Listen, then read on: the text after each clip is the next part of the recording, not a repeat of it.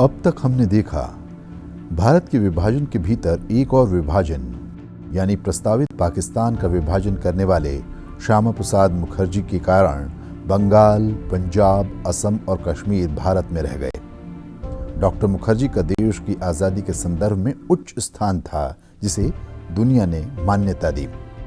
वे बंगाल के निर्विवाद नेता और प्रवक्ता थे और बंगाल से कांग्रेस के प्रतिनिधि के रूप में संविधान सभा के लिए चुने गए थे। आगे देखते हैं।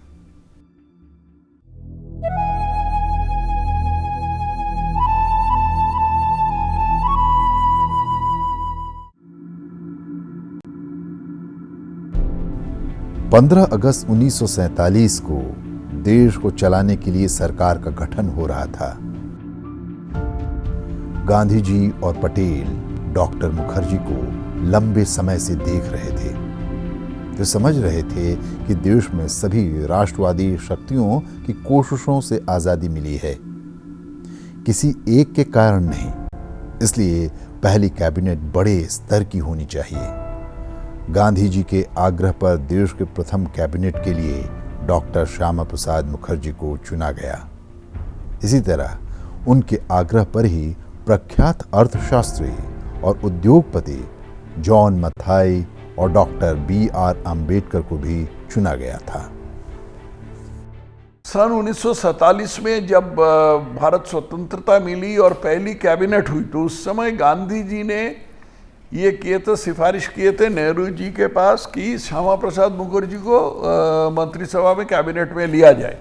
श्यामा प्रसाद मुखर्जी को कैबिनेट में लिया गया था और उन्होंने उनको minister of supplies and industry and supplies बनाया गया था।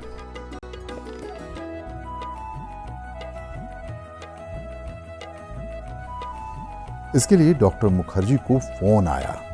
पहले तो मंत्रिमंडल के लिए नेहरू की पेशकश को उन्होंने ठुकरा दिया, लेकिन बाद में सावरकर जैसे लोगों की विशेष सलाह पर वे मान गए। डॉक्टर मुखर्जी को उद्योग और आपूर्ति मंत्रालय दिया गया। दुनिया के सबसे कम उम्र के वीसी रहने वाले और शिक्षा जगत में अनगिनत आयाम जोड़ने वाले डॉक्टर मुखर्जी को शिक्षा मंत्रालय मिलता तो देश में शिक्षा की दिशा और दशा कुछ और होती। लेकिन शिक्षा मंत्रालय मिला मौलाना अबुल कलाम आजाद को, जो कुछ ही समय से भारतीय संस्कृति और विरासत को देख पा रहे थे। बलराज मधोक ने कहा था कि इस प्रकार शिक्षा और सांस्कृतिक क्षेत्रों का नुकसान अर्थव्यवस्था और उद्योग के लिए लाभकारी बन गया। 1947 में तिरंगा तो लहरा रहा था, लेकिन ना तो देश में पर्याप्त खाद्यान्न थे और ना ही उद्योग धंधे। उस हाल में मुखर्जी ने मंत्रालय का काम संभाला था।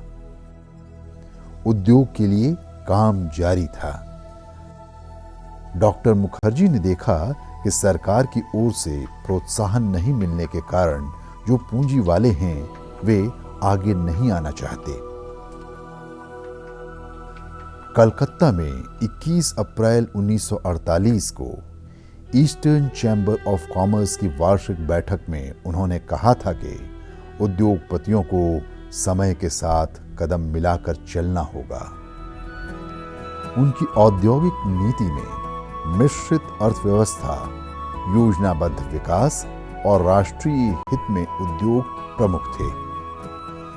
उद्योगों की आर्थिक मदद के लिए जुलाई 1948 में भारतीय औद्योगिक वित्त निगम की स्थापना की गई, जो एक निवेश बैंकर के रूप में काम करता था। डॉक्टर मुखर्जी के प्रयास से औद्योगिक नीति के अनुसार पश्चिम बंगाल के चित्तरंजन में चित्तरंजन लोकोमोटिव वर्क्स, बंगलौर में Hindustan aircraft factory, Sindri fertiliser factory Bihar में, जो अब झारखंड में है, और दामोदर वैली कॉरपोरेशन की स्थापना हो सकी। भारतीय रेल, देश की लाइफलाइन, कभी मैदानी भाग तक सीमित रहने वाले रेलवे की धमक अब पूर्वोत्तर के राज्यों और उत्तराखंड के पहाड़ पर भी देखी जा रही है। इन गाड़ियों को खींचने वाला आधुनिकतम इंजन अपने देश में बन रहा है। इसकी नींव 1948 में डॉक्टर श्यामा प्रसाद मुखर्जी ने रखी थी। रेलवे इंजन के मामले में देश को आत्मनिर्भर बनाने के लिए 15 करोड़ की लागत से चितरंजन में भाप इंजन बनाने का काम शुरू हुआ। पहला भाप से चलने वाला रेल इंजन 1950 में बनकर तैयार हो गया। इसका नाम रखा गया देशबंधु। तब इसका वर्कशॉप ऐसा बनाया गया था कि एक साल में 120 इंजन और 50 बॉयलर बनाया जा सके। रेलवे का इंजन अपने ही देश में बन सके, इसके लिए देश के प्रथम उद्योग और आपूर्ति मंत्री डॉक्टर श्यामा प्रसाद मुखर्जी ने पहल की थी। 1948 में 15 करोड़ की लागत से चितरंजन में रेलवे इंजन बनाने के लिए एक कारखाने की नींव रखी गई और 1950 में पहला वाष्प इंजन यानी भाप इंजन बनकर तैयार हो गया। उसका नाम रखा गया देशबंधु। उस समय भाप से चलने वाला इंजन ही सबके लिए अजूबा था।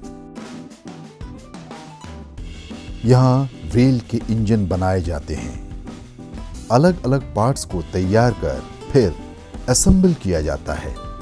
आज अपने देश में 6000 हॉर्स पावर वाले WAG-12, WAP-5, WAP-7 200 किलोमीटर की रफ्तार तक पहुंचने वाले इंजन बन रहे हैं।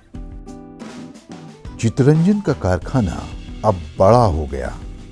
बड़ी संख्या में लोग काम करते हैं यहाँ और बहुत तरह के काम हो रहे हैं। डॉक्टर मुखर्जी ने एक मिसाल पेश कर दी।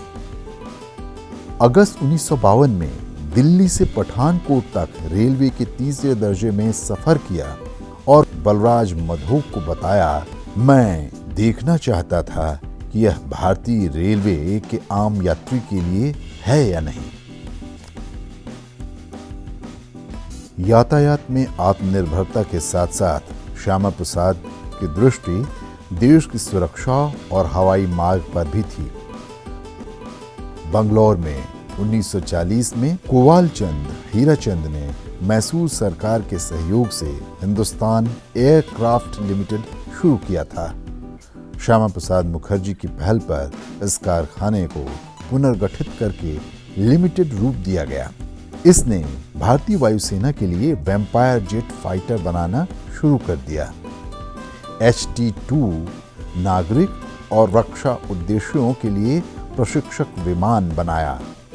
साथ ही इस्पात के रेलवे डब्बे का निर्माण शुरू किया।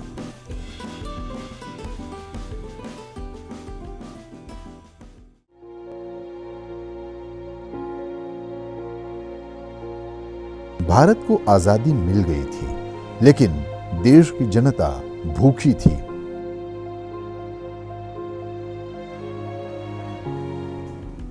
डॉक्टर मुखर्जी की पहल पर दामोदर के किनारे बिहार में एक छोटे से गांव सिंदरी में रासायनिक खाद के कारखाने की स्थापना हुई। 1951 आते आते इसमें 35,000 टन अमोनियम सल्फेट का उत्पादन होने लगा। साथ ही उप उत्पाद कैल्शियम कार्बोनेट से 1,05,000 टन सीमेंट भी बन रहा था। भिलाई में इस्पात प्लांट की स्थापना भी डॉक्टर मुखर्जी की ही कल्पना थी। इसके बाद राउरकेला और दुर्गापुर के संयंत्र स्थापित किए गए। उनके ही कार्यकाल में national news print and paper mills limited की स्थापना हुई। उड़ीसा में महानदी पर हीराकुंड बांध परियोजना की नींव 1948 में ही डाली गई थी।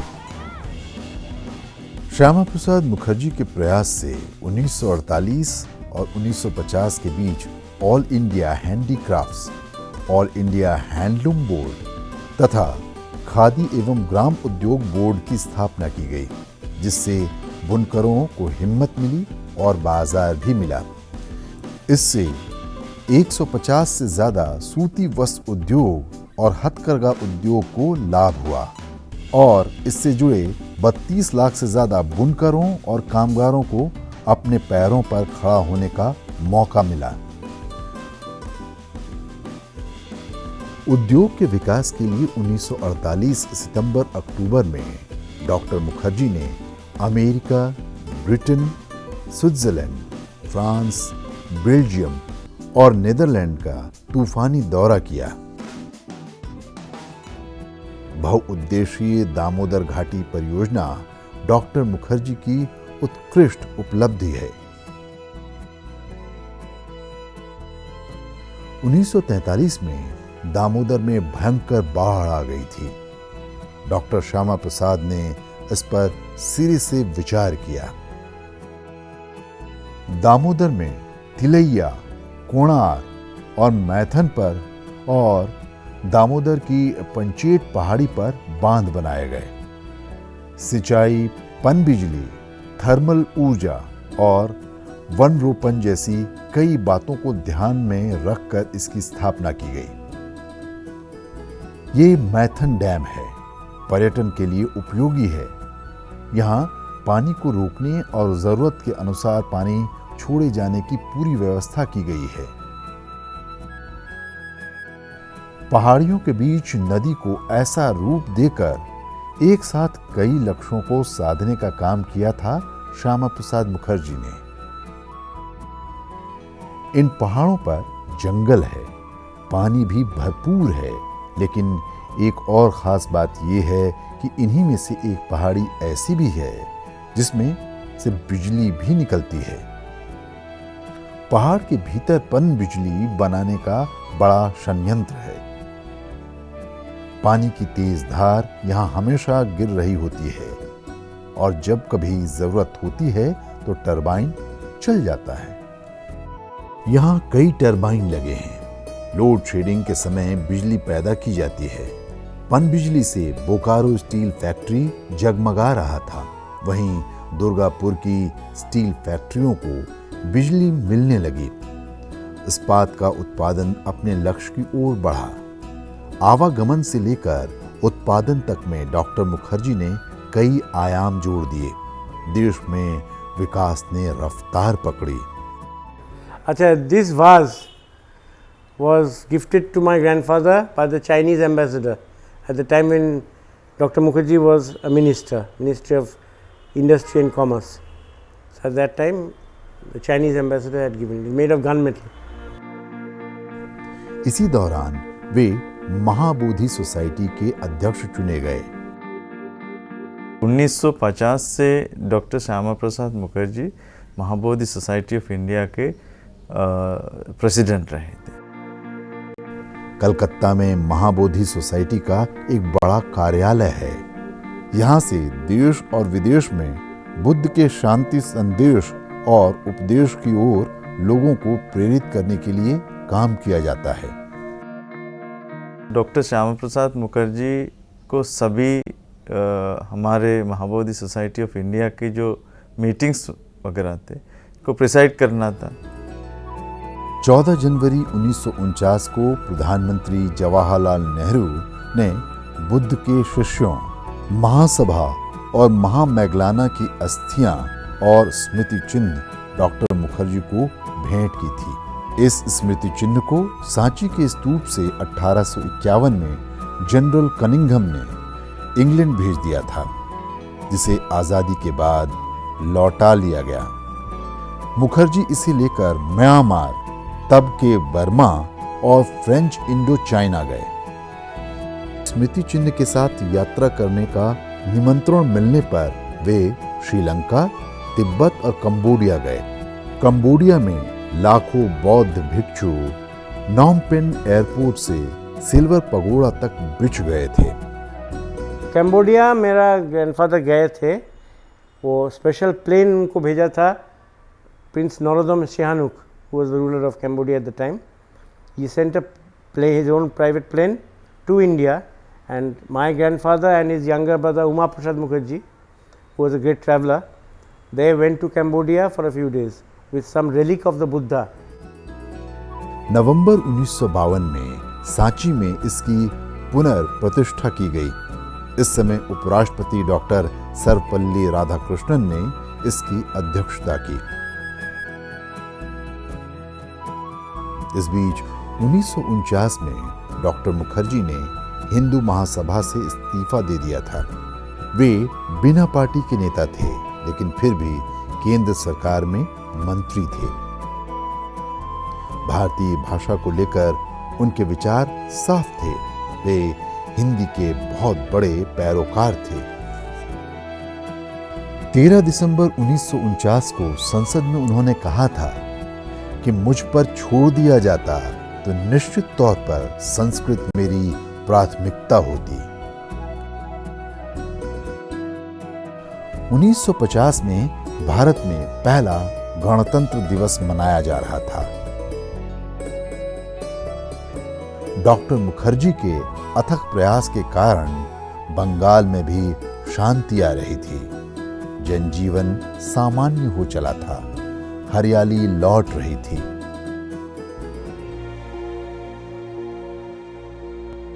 तभी पूर्वी पाकिस्तान में बड़े पैमाने पर हिंदुओं के जनसंहार की खबरों ने एक बारगी झकझोर कर रख दिया।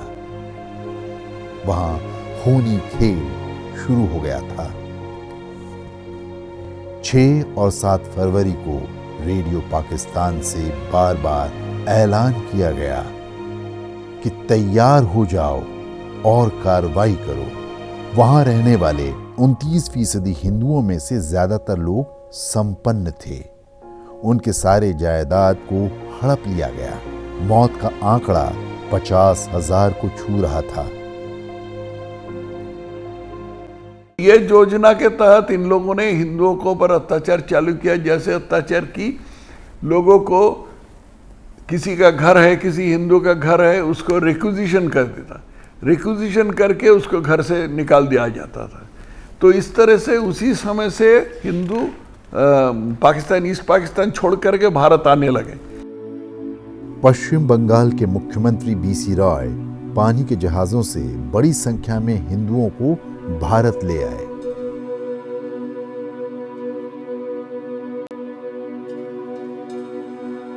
तेईस फरवरी 1950 को नेहरू ने राज्यसभा में कहा कि पूर्वी बंगाल के शरणार्थियों का मामला अब वे निजी तौर पर देखेंगे। डॉक्टर मुखर्जी को लगा कि कांग्रेस विभाजन से सबक सीखेगी और पाकिस्तान के प्रति सख्त रवैया अपनाएगी। 10 फरवरी को नेहरू ने प्रेस वक्तव्य दिया कि यह स्पष्ट है कि हम पूर्वी बंगाल की घटनाओं को काबू नहीं कर सकते, सिवाय पाकिस्तान की केंद्र सरकार और पूर्वी बंगाल की सरकार से सलाह करने के। डॉक्टर मुखर्जी और पटेल कैबिनेट का हिस्सा होने के कारण इस पर जवाब नहीं दे सके। डॉक्टर मुखर्जी और पटेल कैबिनेट के भीतर नेहरू पर जबरदस्त दबाव डालने की कोशिश कर रहे थे कि सख्त कदम उठाए जाएं, या तो पाकिस्तान के साथ युद्ध किया जाए अथवा पंजाब मॉडल पर दोनों बंगालों के बीच आबादी की अदला बदली की जाए। 17 मार्च को मुखर्जी कैबिनेट में थे। कैबिनेट की साझा जिम्मेदारी की वजह से वे चुप थे। अंत में पंडित लक्ष्मीकांत मित्रा को उन्होंने अपनी भावना बताने को तैयार किया। मैसूर के सदस्य हनुमंथैया भी आबादी की अदला बदली पर बोले। 1 अप्रैल 1950 की कैबिनेट बैठक में डॉक्टर मुखर्जी के तर्कों का जवाब नेहरू नहीं दे पाए और बातों को निरस्त कर दिया। जब सन 1950 में यह नरसंहार ईस्ट बंगाल में चालू हुआ तो डॉक्टर श्यामा प्रसाद मुखर्जी ने नेहरू के प्रति एक आवेदन किए कि अभी जो स्थिति बना इसमें एक ही ये संभव है बस कि एक्सचेंज ऑफ पॉपुलेशन, जिस तरह से पंजाब में एक्सचेंज ऑफ पॉपुलेशन हुई थी उस तरह का एक्सचेंज ऑफ पॉपुलेशन बंगाल में भी होना चाहिए। लेकिन नेहरू ने माना नहीं और ईस्ट पाकिस्तान से हिंदू इस तरह से आता रहा जिसका हिसाब नहीं है, और एकदम माने हत्या हुआ, बलात्कार हुआ, घर उड़ जला दिया गया, भयंकर स्थिति हुआ। मुखर्जी ने महसूस किया कि कैबिनेट में रहते हुए न तो वे देश का भला कर सकते हैं और न ही पूर्वी पाकिस्तान के अल्पसंख्यक हिंदुओं का। अब उनके लिए एक सम्मानजनक रास्ता खुला हुआ था, कैबिनेट से इस्तीफा।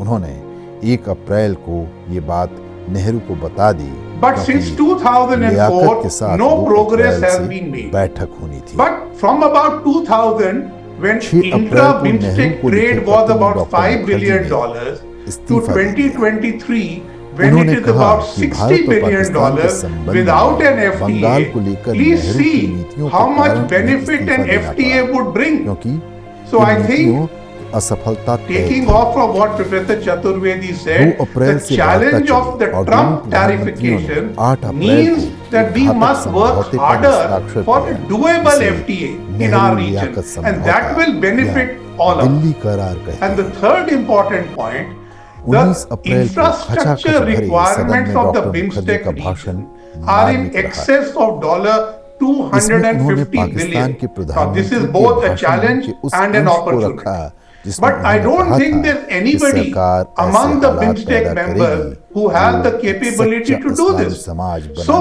के we माकूल must play the trilateral doctor cooperation Mukherjee card. ने 7 We बिंदुओं must की ओर work ध्यान with दिलाया friendly partners और like कहा कि Japan, पाकिस्तान ने some of the पहले EU ही 2 countries like समझौतों का Germany, उल्लंघन किया है। and अब try and ऐसा see whether समझौता we जिसे can कोई work स्वीकृति नहीं on मिली हो वो BIMSTEC कोई समाधान नहीं connectivity, दे which will सकता then है। also link उन्होंने to ASEAN समझौता connectivity करने के मामले में and to our भारत सरकार की northeast. कमजोरी को So there are सबके things which are सामने ला happening दिया। under the Act East ये Forum with जो Japan. हिंदुओं का जो There are things नरसंहार, which are बलात्कार happening इत्यादि जो between हुआ India, वो तो ASEAN, पाकिस्तान सरकार ASEAN, ने Japan, जानबूझकर कराया, ASEAN, साजिश Germany. करके कराया। We could bring all this तो together जो and जिसने see साजिश how करके ये सब India घटनाक्रम Act कराया East उसी के policy, साथ समझौता करने का India's, मतलब क्या बनता है? ASEAN policy and that समझौता कर policy लिया, of our इसके friends बाद like Japan जो and Germany could Hindu be brought विस्थापित together होकर के into पाकिस्तान से effective इंडिया में आ गए हैं, वो trilateralism वापस जाएंगे। to build जिसको मारा गया, connectivity जिसको of a खदेड़ा गया, physical जिसको इस nature तरह से in विस्थापित this किया गया, वो region. कभी I नहीं think जाएगा these are वापस। 3 लेकिन नेहरू ने possible संज्ञा की है, areas जो where समझौता कर लिया, BIMSTEC इसके आगे ought कुछ to be नहीं होगा। going. Thank you. समझौता तो Absolutely. नेहरू And ने Professor, माने पूरी please तरह। close the show for us with your quick समझौता concluding इंडिया ने remarks पूरी on तरह पालन what किए, लेकिन next and the best Pakistan way ने कुछ forward. नहीं किए।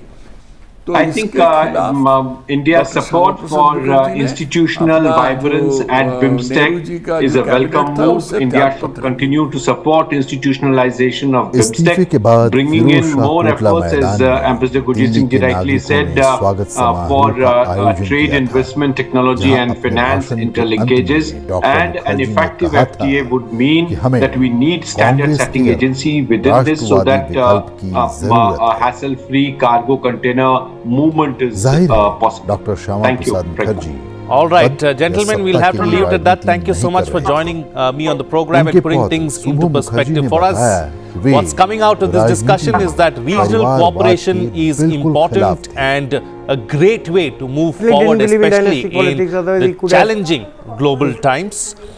Ideas, agreements are extremely important and good really as far as BIMSTEC is concerned. Implementation is where the challenge lies and that needs to be improved.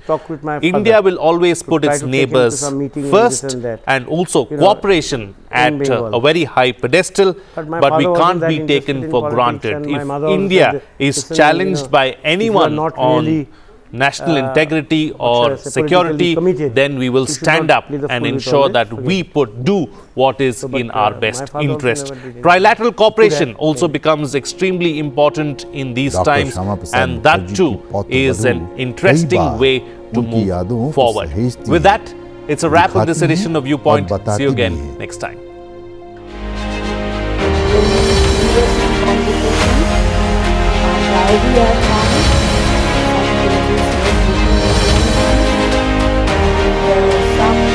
Articles written by him, and he used to be the Vice Chancellor of Calcutta University, so some documents relating to university administration something regarding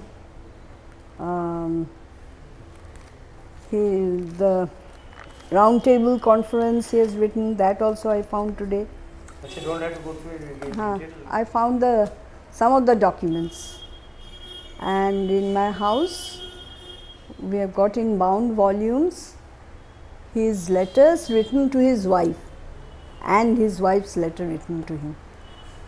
कुछ letters ध्यान में है क्या, उसमें कुछ बातें ऐसी हो? नहीं, वो सब प्राइवेट बातें हैं, हम तो कभी पढ़ा ही नहीं। हम पढ़ा है। To watch more programs of Sansad TV, subscribe to our YouTube channel and don't forget to like and share them.